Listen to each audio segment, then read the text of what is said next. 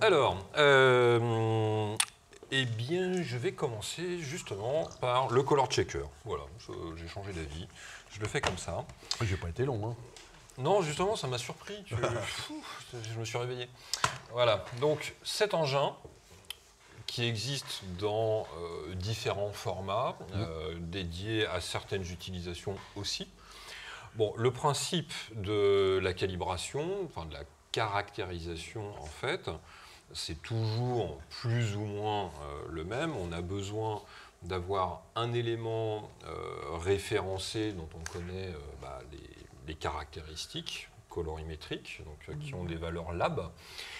Et c'est d'essayer de faire en sorte qu'on retrouve cette tonalité. Pourquoi? Parce que nos boîtiers, par défaut, donc là si on met mon écran en retour, on va, tous les logiciels vont, à l'arrivée d'un fichier, utiliser d'abord un profil ICC qui correspond à l'équilibre colorimétrique du capteur tel que l'interprète le logiciel, puis une courbe, si on peut avoir merci. Donc une courbe qui va être celle qu'on a dans nos menus de boîtier, donc les picture control, les picture style, les styles d'image, enfin bon bref, le nom varie d'un modèle à un autre, d'une marque à une autre, mais c'est toujours la même chose. Ce qu'on appelle des luttes en vidéo sont exactement les mêmes choses. Donc ça correspondrait finalement à un calque de rendu dans Photoshop qu'on applique sur un arrière-plan. Bon, ce qui va se passer quand même, c'est que par rapport à la capacité brute du capteur, on est un ton en dessous quand on travaille, on va dire, en mode profil. Voilà. Comparé à ce qu'a réellement capturé le capteur de notre appareil photo. Donc ça, c'est le premier point. Et ensuite, donc là, je vais le faire défiler. Vous allez voir certaines variations. Donc au fur et à mesure que je choisis, alors je vais me remettre, voilà. Vous voyez, donc en fait, ça, ce sont donc des presets, en fait, finalement, les luttes de mon appareil photo, qui sont évidemment éditables dans la mesure où je travaille avec un format RAW. Si c'est en JPEG, évidemment, c'est écrasé. Donc ça pose en fait, en réalité, pas de problème particulier. Par contre, bon, là, l'intérêt de cette image-là, c'est que justement, on a fait un premier passage avec la charte, et donc vous pouvez voir que ces petits patchs de couleurs vont changer en intensité, donc en densité et en saturation, en fonction du profil que l'on choisit, y compris en noir et blanc. Vous voyez que en fonction du type, tout ça va changer un petit peu. Alors, quand on est dans un travail personnel, d'interprétation, etc., je vais dire personnellement, on s'en fout, choisissez ce qui vous plaît. Le seul but à atteindre, c'est votre satisfaction d'interprétation. Par contre, à certains moments, effectivement, on va avoir besoin d'être un petit peu plus fin que ça. Alors, premier niveau de finesse qui va être disponible, ça va être la réponse linéaire. Et là, d'un seul coup, vous voyez qu'il y a déjà une sacrée différence à tous les niveaux. Donc, je vais dupliquer la photo pour qu'on puisse un petit peu mieux comprendre l'écart. Voilà. Donc, à gauche, je vais vous mettre le profil, on va dire par défaut, on va mettre film standard, donc c'est, faut que je vous mette un doux quand même, l'Astia. À droite, le linéaire. Si j'ajoute l'histogramme, voilà. Hop, caractéristique de base, ici l'histogramme, on va s'apercevoir qu'en fait il y a quand même une différence. Vous voyez, alors là sur cette image-là c'est un peu léger, mais il y a quand même, sur celle en réponse linéaire, on voit qu'il y a moins d'informations.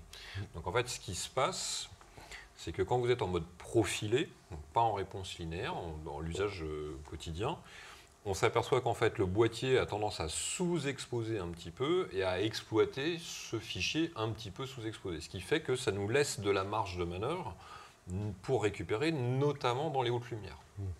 Parce qu'en fait, vu qu'il a sous-exposé, en réalité, il en a encore un petit peu sous le coude. Quand on va travailler en réponse linéaire, ça va être un petit peu moins le cas. Et en fait, on s'aperçoit que d'une règle générale, entre une bonne exposition en profilé et une bonne exposition en réponse linéaire, en fait, il y a à peu près 2 diaphes d'écart. 2 diaphes. Ouais. Ouais. C'est, je parle en moyenne générale. Hein, Ouais. voilà. Et donc, c'est pour ça que vous avez beaucoup de photographes, hein, de gens qui traitent de la post-prod et qui vous disent il faut exposer, il faut mettre l'histogramme à droite. Hein, en gros, il faut un peu surexposer la photo pour ensuite, en réponse linéaire, on a la matière nécessaire. Alors, d'un point de vue strictement mécanique et technique, c'est juste. Le problème, c'est que si en gros je colle plus 2 en permanence sur mon boîtier, bon, au-delà du fait que je me retrouve parfois dans des situations inconfortables en termes de vitesse, c'est surtout qu'en termes d'évaluation de mon image, mon écran va me la montrer surexposée de 2 diaphes, ça va me compliquer la vie. Donc en fait, c'est réellement utilisable quand on va être en mode connecté. Où là, je vais pouvoir vraiment évaluer mon exposition directement dans mon logiciel qui lit cette courbe. Enfin, cette courbe de réponse linéaire. Sauf que là, pour le moment, en fait, je ne suis pas encore neutre, puisqu'il me fait une courbe linéaire, mais en partant du profil généré pour mon boîtier. Ah oui. Et oui. Donc en fait, c'est une fausse courbe linéaire. C'est déjà mieux, mais on n'est pas encore sur mon capteur. Donc pour en fait avoir vraiment le capteur, il y a une chose à faire, c'est dans Capture One, c'est d'aller dans Effets et d'aller chercher le No Color Correction. Et là, à droite, vous avez réellement Oui, mais c'est tout pourri. ce que voit le capteur. Oui. Et oui. Ouais. Et oui. Moi, je vais me pendre si je vois ça, moi, tu vois. C'est pas bon. Hein. Ben non, tu vois ça à Polka, c'est génial. C'est horrible. Mais t'as rien compris. Oh, je te jure. Bon, donc évidemment, que le souligne assez justement Daniel, sans interprétation derrière, c'est un petit peu tristou. Par contre, là, avec cette base-là, je sais maintenant que je suis vraiment à 0 sur mon capteur. Donc c'est en fait ce que voit ton appareil photo C'est sans aucune intervention. Exactement, c'est ce que voit réellement mon appareil photo. Donc sachant que la prise de vue a été faite en mode profilé, donc en termes de luminosité, c'est pas encore le complet extase. On va essayer d'arranger un petit peu ça, vous allez comprendre pourquoi. Donc on va essayer de retrouver un petit peu de valeur. Donc là on s'aperçoit quand même qu'il y a pas mal d'informations. Ma charte est bien visible, vous voyez, pour retrouver un équilibre. Donc sur le boîtier que j'utilise moi, c'est grosso modo, il y a un diaph d'écart entre les deux. Là maintenant, pour faire un profil, vraiment pour neutraliser mon boîtier, je vais partir de cette image-là. Mais il faut vraiment, ce qui est très très important, c'est de passer ici par cet élément, de désactiver le profil d'entrée. Si on le laisse actif, c'est forcément faux. Et il y a toujours un profil d'entrée. Il y a toujours un profil d'entrée. Tous les boîtiers ont un profil d'entrée. À l'exception des Phase One. À l'exception des Phase One. Qui sont dédiés à un usage connecté et comme ça directement. Ce sont vraiment les seuls. Tous les autres ont forcément un profil. C'est-à-dire que tu prends ton D850 en mode standard, tu as le profil D850, courbe standard. D'accord. Voilà, etc., etc. Donc ça marche vraiment pour tous les boîtiers. Et ce qui est assez logique, c'est ce qui fait aussi l'identité chromatique de chaque marque et de chaque lutte qu'on va utiliser. Maintenant, donc ça veut dire que l'identité de la marque, c'est pas le capteur, c'est en fait le profil. Bien sûr, puisque les capteurs sont des mêmes usines. Ah ok, d'accord. Ah oui, non, c'est pas évident. On peut se dire que non, mais tu prends la technique, c'était la technique brute, quoi. Non, en fait, absolument c'est plus une interprétation d'ingénieur. Complètement. C'est pour ça que tu distingues, tu mets côte à côte 4 images faites au même endroit avec les mêmes paramètres. Tu mets un Canon, un Nikon, un Fuji, un Leica. Tu reconnais les boîtiers. Oui, d'accord. D'accord, c'est l'interprétation de le Canon ne va pas être ultra contrasté, mais il va être assez saturé. Le Nikon moins saturé avec un gros contraste. Le Leica, il va jouer sur certaines demi-valeurs. Le Fuji, il va travailler plus dans un mood un peu old school, etc. etc. Voilà. Donc en fait, c'est vraiment Chaque marque a son identité. En fait, ce qu'on achète, quand on achète une marque, c'est pas un capteur, c'est un profil. C'est une interprétation des ingénieurs. C'est juste un profil. Colorimétrique. Exactement. Oui, d'accord. Alors, l'intérêt de mettre à 0, de calibrer un boîtier, en fait, de faire un profil boîtier, on va l'avoir principalement pour 2 usages. Le premier, c'est une nécessité dans un flux de couleurs d'avoir une reproduction des teintes qui soit la plus fidèle possible. Voilà.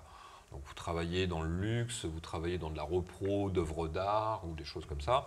Enfin, en tout cas, en reproduction d'œuvres d'art, c'est une obligation. Il n'y a pas à réfléchir. Ouais. Il faut le faire. Donc ça, c'est le premier grand cas. Le deuxième grand cas, justement, on se retrouve sur une prise de vue. J'ai amené mon Fuji, mon deuxième tombe en panne, je suis emmerdé, je t'emprunte ton D850. Oui, on n'a plus les mêmes couleurs. Ah bah on n'a plus les mêmes couleurs. En faisant ça sur chacun des boîtiers, ça, tu neutralises les deux. Je neutralise, les deux voient la même chose. Ouais, d'accord. Voilà. Donc ça vous permet de mélanger les marques tout en ayant toujours le même rendu.